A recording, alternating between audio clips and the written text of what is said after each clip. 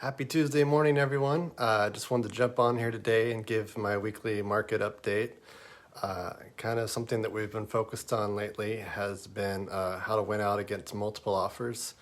I talked a little bit about what your competing offer should look like and how much you might have to go over asking if a property does have multiple offers.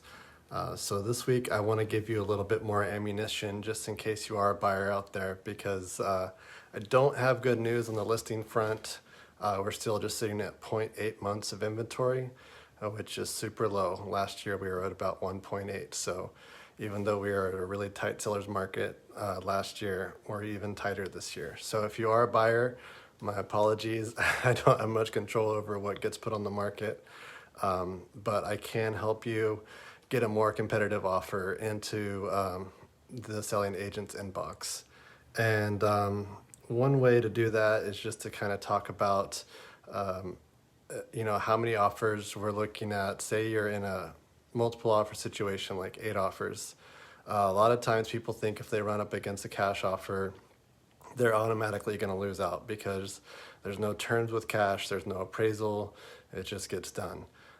So about 1 out of 8 offers is a cash offer. But if you are using a conventional loan, don't fret, because there are things that you can add to your offer to make it more appealing. And one of those things would be to waive your appraisal contingency. So that means basically if the house was sold for, say, $328 and it appraised for $325, that you would bring $3,000 to close that deal. Basically bringing cash to close. Now, how big of a risk is that? I haven't been a part of too many transactions that haven't appraised. In the past, whenever I've been a part of a transaction that did not appraise, it was on the outskirts, like in the Cottage Grove area, just kind of that are leaning slightly behind our market. Not to say that it would never happen, especially with how competitive pricing has been. But appraisers do know that that houses are appreciating rapidly, and they try to keep pace with what houses are going to sell for. And especially in a multiple offer situation, that's going to give that price a lot of strength in their eyes. So if you're not quite comfortable with doing a waive of appraisals, another thing you can do is just waive a portion. Say, I'm willing to cover $10,000 of the appraisal if it falls under the appraised value, or whatever level you're comfortable with. And that's going to let the seller know that you're committed to this process and that you're not going to back out if the appraisal comes low, because in their eyes, going back to market is a pretty big pain.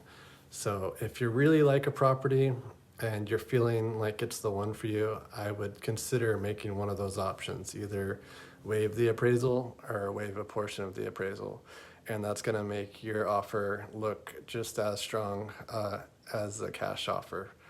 Maybe not quite, but you're going to be kind of even in the seller's eyes. And it's going to show the seller that you're a very committed buyer. So good luck out there. I know the market's a little crazy. APR rates are still sitting at around 3%. So obviously we're still getting great rates, and we are seeing more houses come on the market. Last week 60 came on and about 110 went pending. So still a really tight seller's market. We are starting to see more listings trickle onto the market, and hopefully that trend will continue through April and May.